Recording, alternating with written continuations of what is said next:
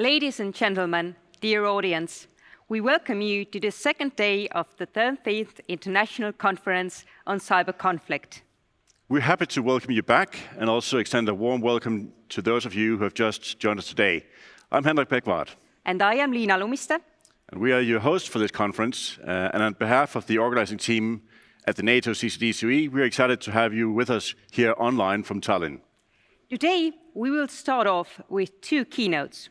One from NATO Assistant Secretary General for Emerging Security Challenges, David van Weel, and the other from Chief Information Security Officer at Fortinet, Philip Quade.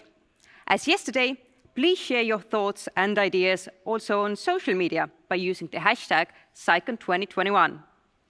Hard to think that NATO Assistant Secretary General for Emerging Security Challenges, Mr. David van Weel, needs much introduction. So without further ado, please, Mr. van Weel, the floor is yours.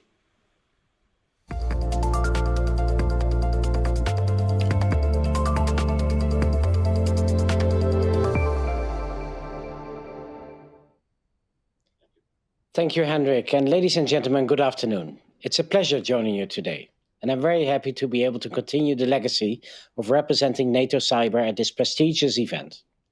My thanks go to the Center of Excellence, as ever, for organizing this event and for their diligence in keeping this important platform going over all these years. 2021 is a watershed year for cyber, and in more ways than one. First, we witness a growing diversity of risks and incidents. Second, we can observe a growing diversity in the strategic context of cyber. And third, as a consequence, we are seeing a growing diversity of NATO's responses to cyber challenges. Let me address each of these developments in turn. First, the risks and incidents. Here we can observe that threat actors are consistently broadening the range of tools for challenging the alliance in cyberspace. I offer three examples. One example is ransomware. Ransomware used to be associated with seeking economic benefits, and it was never seen as a major political factor. However, ransomware attacks have now become so severe that the UK NCSC and others have started to issue regular warnings about this form of threat. The attack by the DarkSide group against Colonial Pipeline in the US was a very recent reminder of the growing significance of ransomware attacks. And since Colonial Pipeline supplied almost half of the fuel for the US East Coast, the attacks disrupted that supply and led to a considerable increase in gas prices. As a result, airlines had to reschedule their flights to bunker, and the Biden administration relaxed some regulatory conditions regarding the quality of petrol to ensure continuity of supply to the pumps. What is interesting from our perspective is the statement put out by DarkSide Ransomware Group, the group that was designated by the US as being responsible. Perhaps fearing some kind of retaliation or consequences, they issued a statement saying that they were only in it for the money and not politically motivated. Whether this is any consolation, I leave for you to judge. Another example of the broadening of the toolbox of hybrid aggressors is influence operations. These too are on the rise, and we witness more and more cases of information being corrupted or modified in order to influence populations or decision makers, often with the help of social media. One recent example was the targeting of Polish government websites and official social media accounts. The aim of attackers was to spread false information, most likely in order to stir up unrest about plans for Poland's nuclear power program. Finally, we see an uptick in cyber-enabled espionage, as exemplified by the SolarWinds case at the turn of the year. That case was interesting because it compromised a company which represented a highly lucrative target as a jumping-off point for the perpetrators to then access a wealth of downstream users. Some likened this attack to a kind of cyber intelligence preparation of the battlefield. There's a saying that one should never let a good crisis go to waste, and that's why we need to ask ourselves the question whether these incidents are leading us to adapt our defenses accordingly. In fact, we are seeing this play out in real time as the Biden administration and US Congress are determined to rapidly review the lessons of SolarWinds and Colonial Pipeline. Clearly, the US is regarding these attacks as a wake-up call.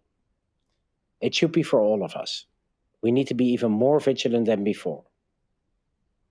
The second major change is the growing dynamism of the strategic contexts in which these threats occur. Many nations are becoming more muscular and overt about their approaches and tolerance to cyber risks. There's also a growing perception that cyber deterrence may not be the best way to look at the issue.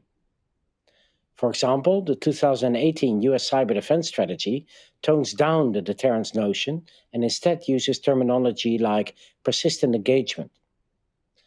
For a long time, the dominant narrative was that cyberspace should be treated just like any other domains, like air, land, and sea. Not anymore. The pendulum is beginning to swing. Cyberspace is unique, and hence we need to find a better conceptualization. Using insufficient analogies from nuclear deterrence theory or special operations will not help decision makers. Rather, it will mislead them. The notion of cyber deterrence may sound reassuring, yet the more we learn about cyberspace, the less compelling it appears to draw parallels between the cyber and nuclear domains. And in a similar vein, we need to revisit the notion of thresholds. A good example is cyber attribution. For quite some time, we have put our hopes in the belief that aggressors don't want to be called out. Hence, the mere risk of being named and shamed would deter them from committing certain malign actions. It doesn't appear so. We see an increasing number of statements which call out unacceptable behavior in cyberspace. Yet this drawing of new red lines doesn't seem to have much of a deterrent effect. On the contrary, we see old thresholds being crossed. Now, the good news is that many stricken nations seem increasingly willing to strike back with a set of tools that's broader than merely attribution. But the fact of the matter is that the goalposts are moving. The Rubicon that you just wouldn't cross is no more. Clearly, the role of cyber on the geopolitical stage continues to grow. One indication is the discussion on supply chain risk, be it through SolarWinds late last year or the ongoing discussion about trust and third-party vendors that surfaced during the debate over the transition to 5G. We also see the private sector flexing its muscles, acting in some respects with quasi-state-like power. Is social media companies silencing elected officials a good thing? Is it ethical? Is it even a role of the private company to deplatform somebody? Finally, there's also an increasing recognition of the nature of the persistent struggle between offense and defense. Simply put, the assumption that in cyberspace the defense is always one step behind might not hold forever. Shifting to a proactive approach, as some allies have done, may be indication of this change. In any case, there's no law of nature that would condemn the defensive to always lose out. My third and final point is the need to have a broad range of responses. Just as the threat landscape is diversifying, so must our cyber toolbox. As many of you will be aware, allies are presently in the midst of negotiating a new NATO cyber defense policy, due to be agreed later this summer. It represents a major update of our previous policy, which was agreed in 2014 at the Weel summit. The 2014 policy was in itself quite significant. It brought cyber defense under the umbrella of collective defense, the famous Article 5, and it affirmed the applicability of international humanitarian law to cyberspace. Since then, we've consistently broadened our cyber toolbox.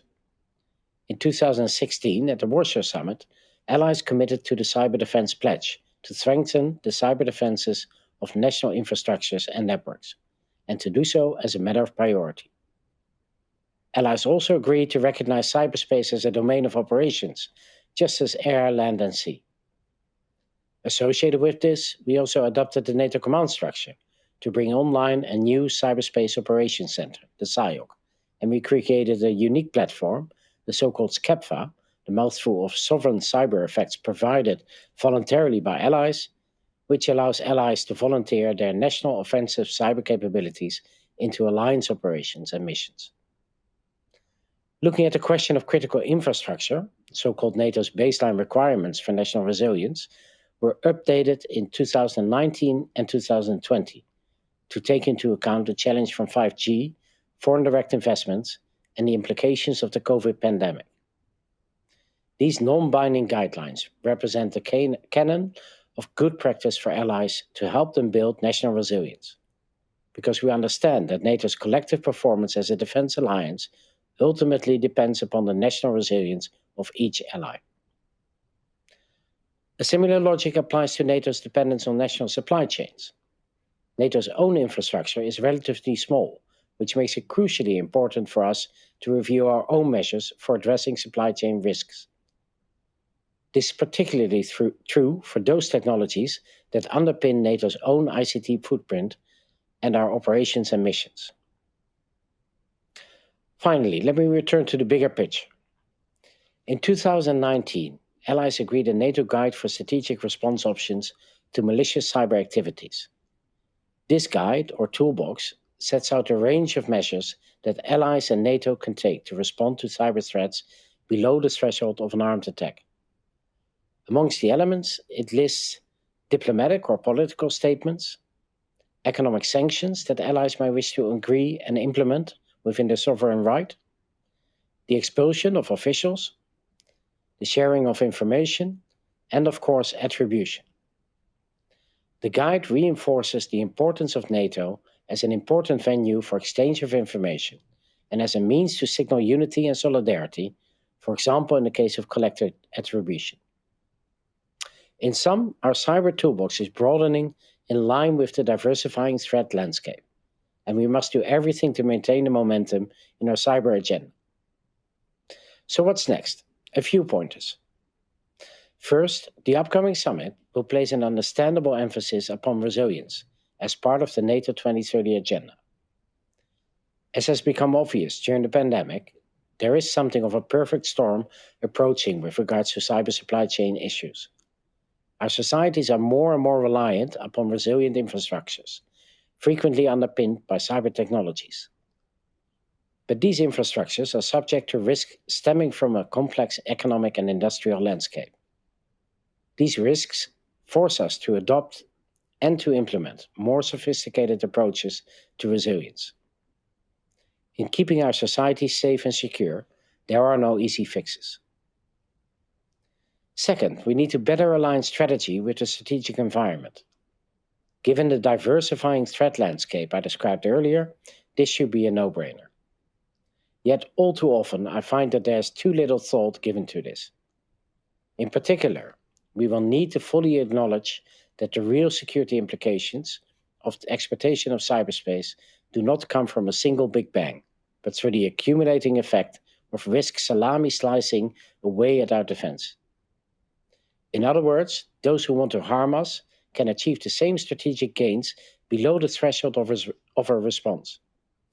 And this means that allies will need to be ready and comfortable with using all the tools in the toolbox to manage escalation risk. Clearly, rolling with the punches seems to no longer be an effective way of dealing with aggression in cyberspace. Third, we must make an even greater effort to use NATO as a unifying platform. This pertains in particular to the discussion on tech standards, where innovation has implications for cyber. The current debate on artificial intelligence is such a case, but NATO's unifying role can also be extended to the ongoing debate on cyber norms and the application of international humanitarian law. In all of these areas, we should use NATO to help us devise a collective response to our challenges in the international system. We must not allow those revisionist powers to destroy this system. Then finally, in responding to new security challenges, we are also rapidly progressing on our work on emerging and disruptive technologies. Our artificial intelligence strategy will be published shortly, and we are also working on a policy to help NATO make the most of the vast volumes of data. While data and AI are inextricably linked, cyber defense is no doubt going to be one of the key areas in which they will apply. Ladies and gentlemen, let me close by noting that cyberspace doesn't stand still. And similarly, if we are to keep our promise of protecting our populations, neither can NATO. We have to be able to adapt to the changing trends of disruption and exploitation of cyberspace, to the changing thinking and conceptualization of responses, and to our evolved understanding of the tasks and priorities for NATO in defending cyberspace. Looking at the evolution of NATO's cyber defense policy and toolbox, I can confidently say that this adaptation will succeed. Thank you for your attention, and I wish you a great conference.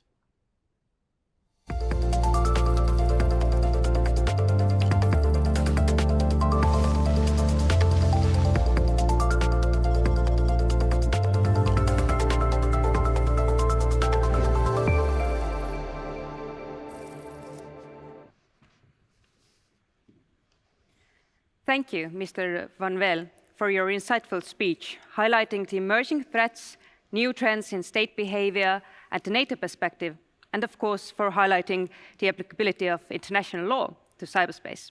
I am sure this was as eye-opening for the audience as it was for us. This now brings us to our next keynote speaker, Mr. Philip Quade, Chief Information Security Officer at Fortinet. Before joining Fortinet, Mr. Quade has, amongst other things, served as the NSA Director's Special Assistant for Cyber and as Chief of the NSA Cyber Task Force. So please, Mr. Quade, we hereby give the floor to you.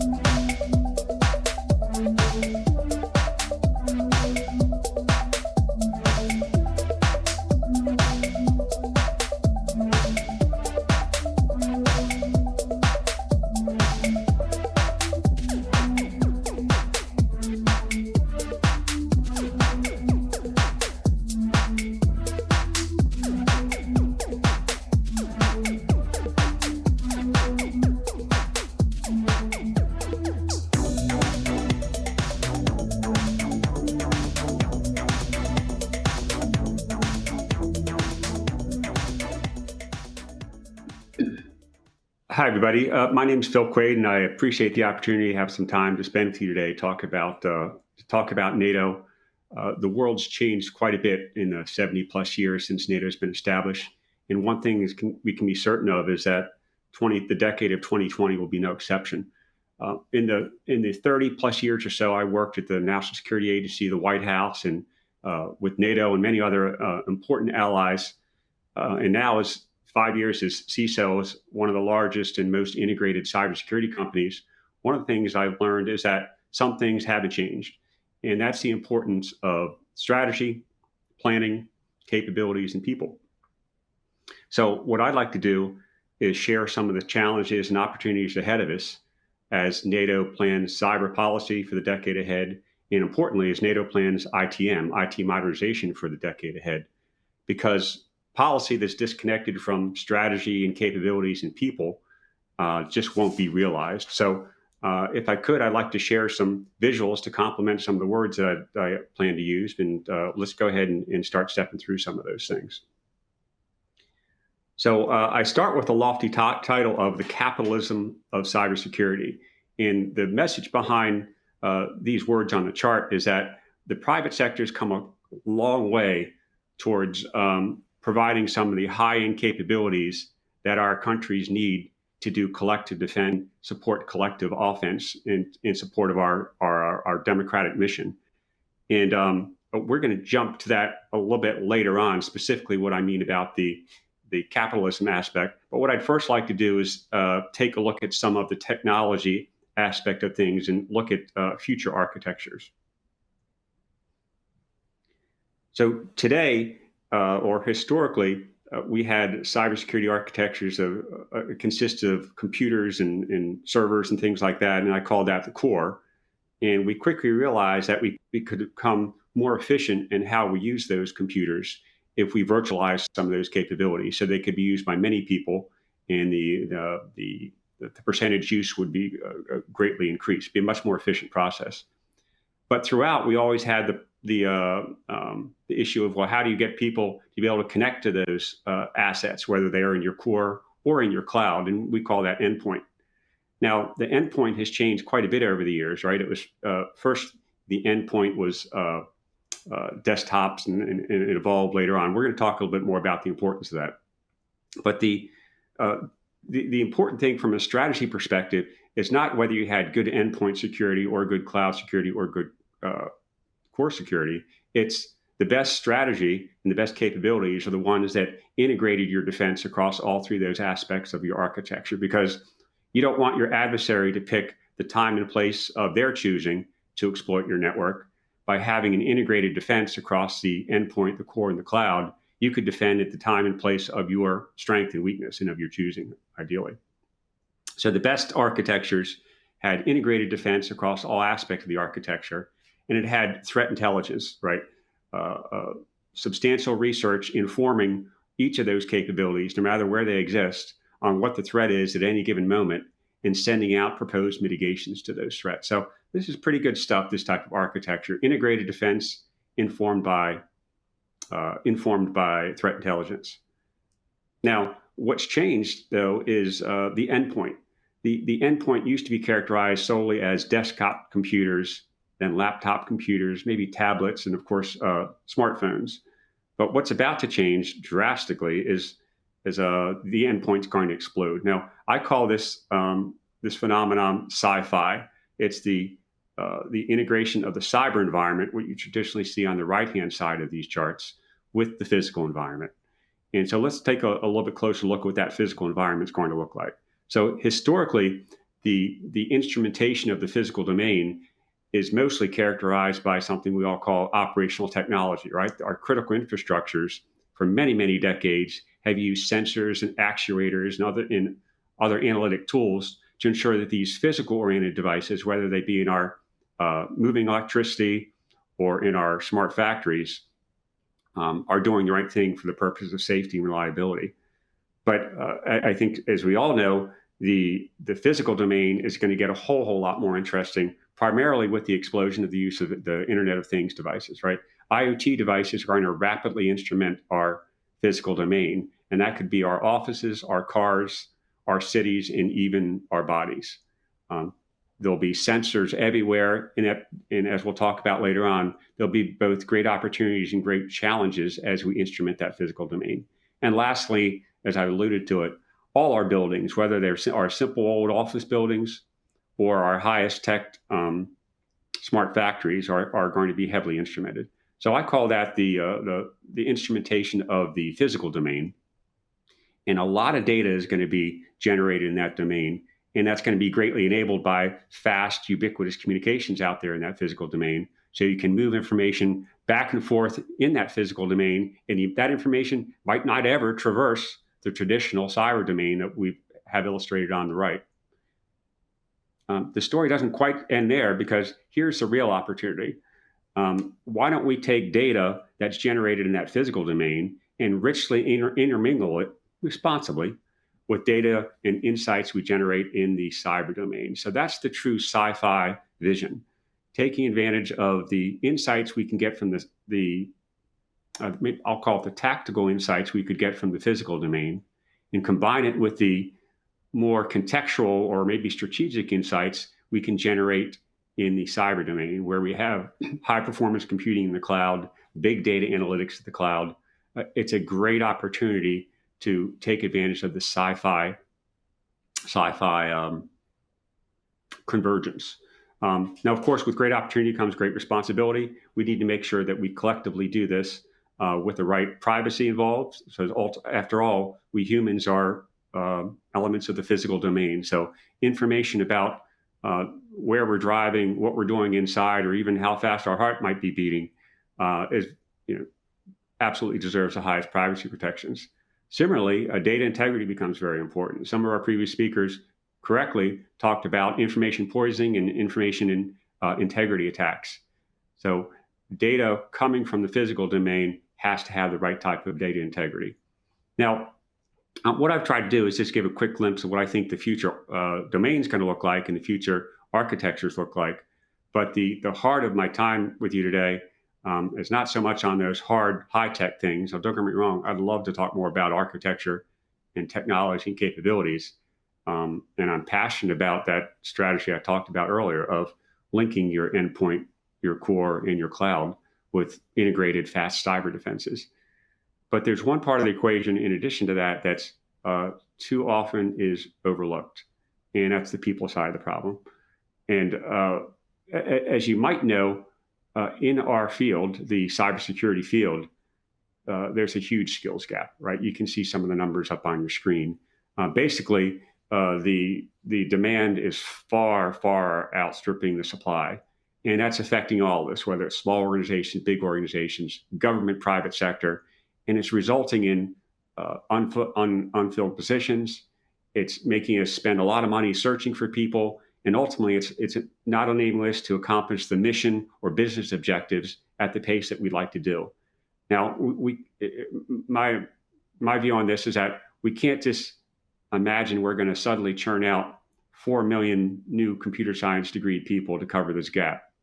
We need to indeed invest more in STEM education, but it's not practical to think we're going to churn out that many more computer scientists to fill this gap. So what we need to do, I think, is come up with a strategy that is a little bit more aligned with what I would call capitalism. So, quick reminder, how we all got here. So NATO, of course, is fundamentally a collection of like-minded nations that believe in some core things like democracy, right?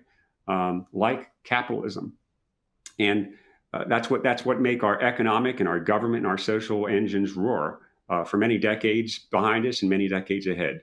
But there's also a third part of this, which I'd call social responsibility. It's not quite written in our constitutions and other official documentation, but I think we all recognize that it's there, that unfettered capitalism without some type of social responsibility has a lot of speed bumps that we need to address. So what I'd like to do is talk today a little bit about some strategies that stay well in tune with our core beliefs of democracy and capitalism while we go about solving the cybersecurity problem. And more specifically, I think we can come up with some strategies and approaches to not only solve the cybersecurity problem, but create opportunities for people that that too many young people and others don't see that they have today. So let's talk about some more specifics. So fundamentally, what I'm talking about is applying the tenet of capitalism of balancing supply and demand. And I have about 4 or 5 specific ideas I want to talk about. The first one is going to be no surprise, right? I'm from a very high-tech, well-integrated cybersecurity company. And one of the things that we focus on quite a bit at Fortinet is the integration of our capabilities and the automation of our capabilities, right? If you have capabilities at the endpoint, up in the cloud, in your core, you can't afford to have you can't afford for the complexity burden of operating those capabilities to be so high that ultimately you start making mistakes. So you really need to rely on the techniques of automation to decrease the volume that people have to personally process, and of course integration to reduce that complexity. So there's lots of different ways to do that. You see some of the techniques you have on my screen here.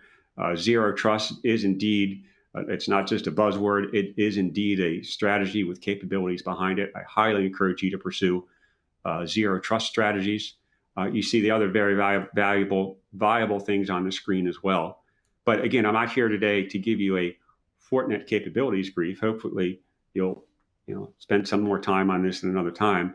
But my point here is saying that one of the 5 core things we need to do is decrease the demand on our people by better leveraging and automation integration in our cybersecurity strategies.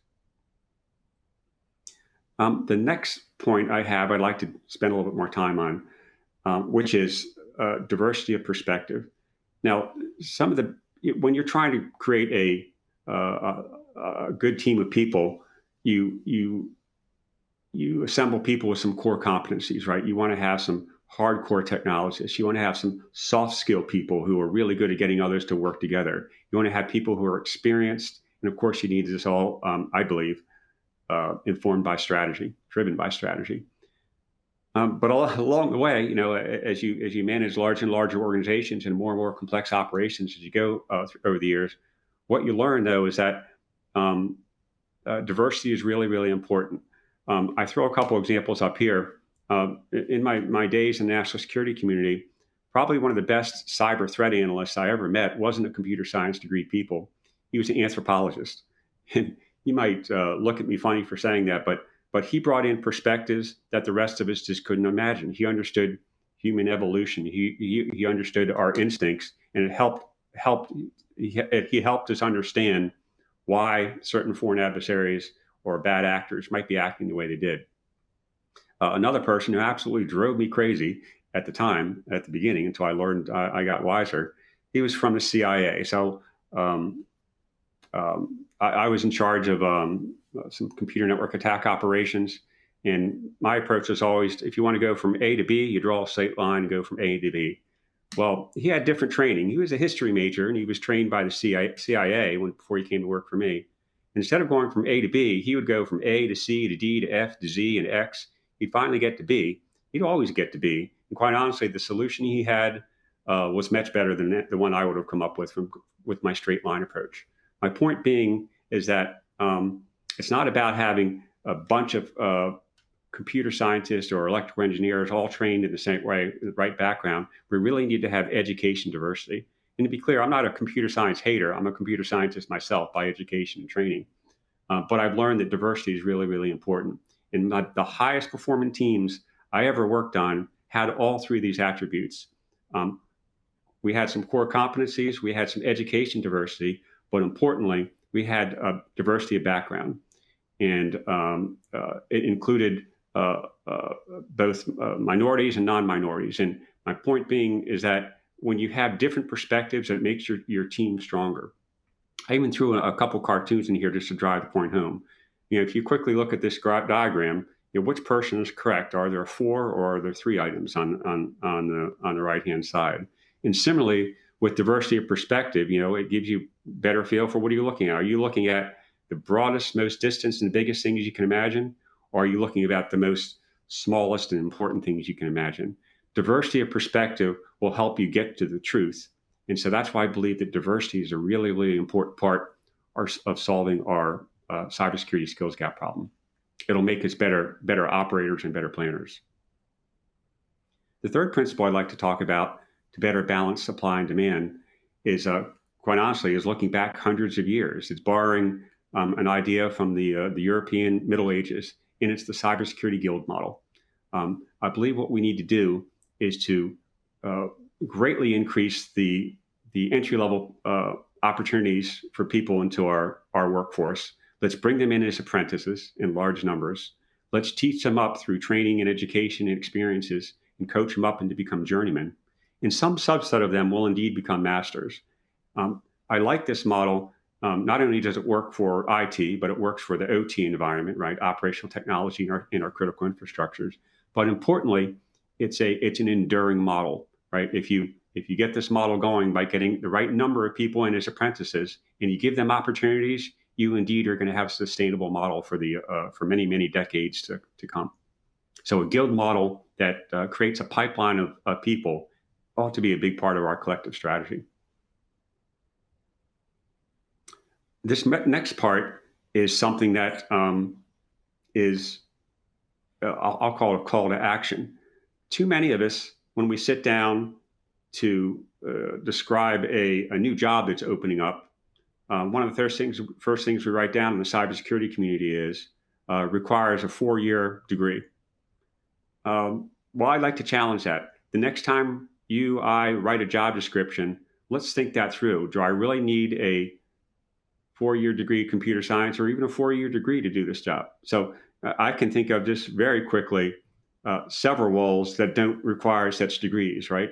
A role such as a cyber hygienist to keep our systems patched with the right frequency. Folks that work in the operations center to look for evidence of potential incidents, and even first responders who can quickly get to the scene to help us triage what's going on. I just briefly wrote these down. My point being is that we need to stop, correct our instincts and not just start every single job description with 4-year degree required. Let's give more people opportunity to open our field by being more careful for how we write our job descriptions and bring them in and create that pipeline, that guild model pipeline that I talked about a little bit earlier. And the fifth area that I wanted to talk about is of course, the importance of training, right? You can't just simply bring in people from different fields and expect them to flourish. We need to have some type of robust and escalating training regime to get people to better spots, to create these experts and these masters of our domain that we talked about earlier today. My company, Fortinet, has a very robust training program. It was initially developed for Fortineters, right? So Fortinet at this point is a 9,000 person company, a very large, innovative cybersecurity company. But what we realized is that this training we had, it was a gold mine. And I don't mean in terms of revenue, and I meant in terms of getting people to a better spot and getting more people in our field. So in the early days of the COVID pandemic, Fortinet opened up its NSE training program for free, at least for the first 3 levels of it. And hundreds of thousands of people signed up for this training. And what that told us is that there's a great hunger for people to improve themselves, try and create more opportunities to better their situations. And they needed to do it at their own time and pace. And so making training available at people's own time and place at higher and higher levels of sophistication needs to be a part of our strategy. So, so there you have it. Those would be my 5 things to better balance cybersecurity skills gap, supply and demand. Let's come up with a different definition of diversity and bring in more people into our field. Let's better leverage automation and integration to make our jobs less complex and better use people for the things that they're good at and machines for what they're good at. Let's create an enduring pipeline model.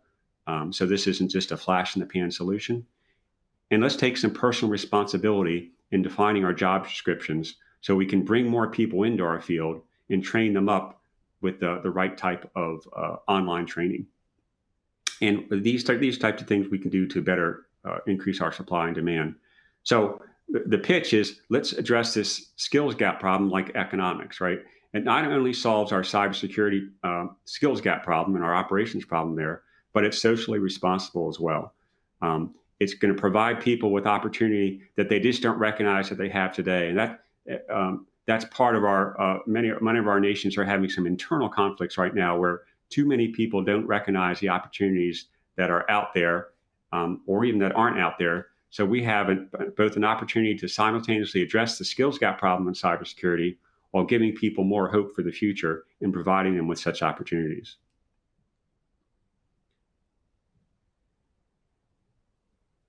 I've covered the five big things of how we can achieve this better balancing of supply and demand. And what I'd like to do, though, is end with a perhaps maybe more less methodical, a little bit more inspirational way of looking at the problem.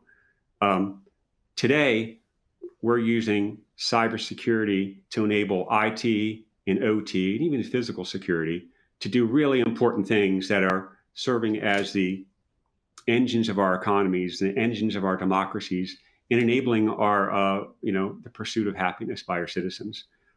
Whether it be smart factories, safe and reliable transportation, or even better accessible healthcare enabled by technology. And we ought to feel really, really good about that. But if we get even better with the right workforce, we can do even more important things. If we integrate the IT domain with the cyber domain and the physical domain, we can help solve some really important problems, whether they be mental problems or physical problems. We can continue to address the 1,000 years old scourge of world hunger by better instrumenting our environment, or maybe the transportation systems for distribution of food. And we can address the important issue of climate change by having the right instrumentation of the environment and having the right types of technologies out there that can help do our part to contribute to the solution of this problem. We can do some really, really important things if we master the cyber-physical integration opportunity and put in the right safeguards, and if we create a workforce that's better postured, both in numbers, in training, in diversity, to work in this environment. So I thank you for your time today, giving me the opportunity to talk a little bit about strategy, a little bit about capabilities, and hopefully tug at your heartstrings a little bit to say, not only do we have an important mission problem to solve, right? Getting the right policy and IT modernization in place for NATO to better do its operational mission, but we also have an opportunity, and I'll say responsibility, to help address some of the social needs that our nations collectively have. Thank you for your time, and if there are any questions, we can talk about. We can take them now.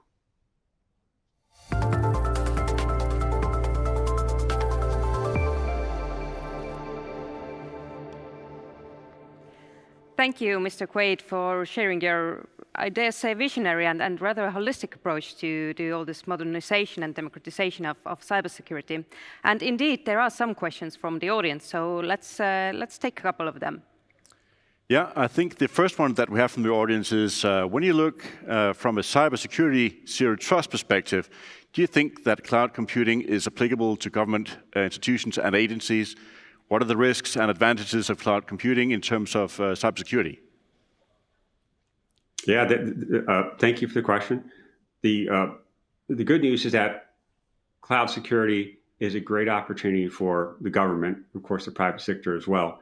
Right? When during the past year, we all learned that agility became the foremost principle of the past year. That is, we're told to do more with less, or we're be told to do more with different. I mean, do more with less, do different with the same, right? Do different things with the same amount of money. Or on occasion, we were given large chunks of money and said, I recognize that cybersecurity is a business enabler, spend this money wisely. And so what we learned to value is agility, right? The ability to quickly pivot, whether it be operations or other capabilities. And cloud computing allows you to do that. If you have some core capabilities that reside physically in your data center, you can quickly instrument and augment those things with cloud computers, with capabilities in the cloud. My company that I work for, Fortinet, doesn't make governments or users choose between on-prem versus cloud. That's a false choice, as Obama used to say, right? It's both. It's not one or the other. It's both. So the good news is that commercial capabilities, Fortinet allows you to have a hybrid environment where you have some on-prem, some in the cloud, without increasing complexity. So when it comes to cloud computing, I'd say go for it. It's an important part, not the entire solution set, but it's an important part of your solution set. And it doesn't have to increase your complexity if you do it right. The second part of the question had to do with zero trust. Zero trust is another one of those words that has sustained the hype cycle. What I mean, it's not a hype. There's actually some there. The changing edge, which I talked about earlier, where people want to connect any device from anywhere at any time to any asset, that requires a zero trust strategy. That is, you want to ingest or allow a device to connect, but at every point upstream, as it moves to different parts of your network, whether it be your core or your cloud, you want to be able to verify the device's authenticity, intent, and permissions. That's what zero trust is all about. And it's not just a concept, it's a very, very practical thing. And the good news is that you're probably already doing, 2 or 3 of the 5 required steps to get to a zero trust environment.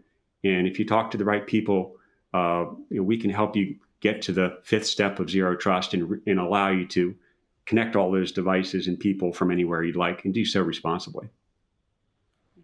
Thank you. And actually, the next question carries on pretty much with a similar thought, and it asks that would you agree that the same zero trust is not to say no trust, but rather it is layered and aligned with the critical assets and process to reduce real business risks?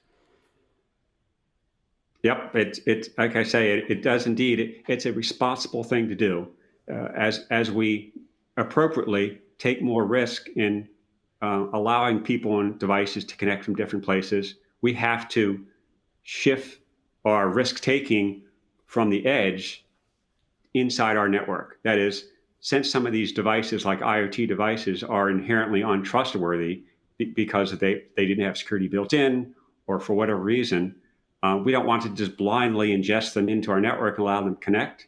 You want to shift your security to other parts of your network. And that's where you have more robust security mechanisms built in. That's what Zero Trust allows you to do. And importantly, that's why I led my talk off by talking about the importance of integrated security. Unless you have security that collaborates across the edge, the core, and the cloud, you don't have a chance at implementing a Zero Trust strategy, because you can't shift risk and risk management to the places of your strength. You're forced to deal with it individually. It's a bad strategy. So yes, you can. It's important to implement Zero Trust for the reasons we've talked about, but your fundamental strategy is you have to have an architecture that's based on, that is fully integrated in order to shift and manage that trust in an integrated, more holistic way. Thank you. I think we have time for one more question, and we have one from the audience here. Is the usage of AI just a new technology that is used in cybersecurity, or do you see it as a big milestone? And if yes, why? Thanks. I'm sure that question's been asked before, and I hope we're not repeating anyone. AI is both evolutionary and revolutionary, and it's evolutionary in the fact that machine learning is here today. My company's been using machine learning for at least 5 years to look at billions and billions of pieces of information that we characterize into threat intelligence. So machine learning, the machine learning aspect of AI is here today. Full AI, of course, is not here today. Excuse me, I don't want a lightning bolt to hit me for saying that. There's lots of different definitions of AI. The fullest vision of AI won't be realized until we have connected architectures that allow you to compute some context, perhaps in your cloud, in your core, move that context out to the edge where your physical devices out there in your physical domain could then put it to good use, right? So the cyber domain can create context. The physical domain, where we drive cars or work in buildings or whatever, is where you could actually actuate that information. At that point, I think where we have something very, very close to most people's definition of AI, that is machines and devices starting to look like human behaviors, which can be enabled by this cyber-physical integration, fast communications like 5G, in a fast and integrated cybersecurity architecture. So it's revolutionary once we get there, and we're collectively as a world working our way up into that point by using machine learning and automation, but we're rapidly approaching the point where just about any of us would call it AI. Thank you, Mr. Quade, once again for your answers to these questions and also for your presentation, which included rather many novel thoughts, I dare say. And certainly when enhancing cybersecurity, we need to have a comprehensive approach and engage a broad scope of specialists, as you highlighted very well. So thank you once again.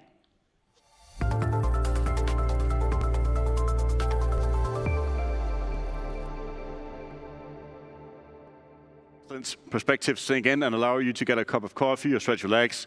We'll have a 10-minute break. After the break, we will have 3 parallel sessions.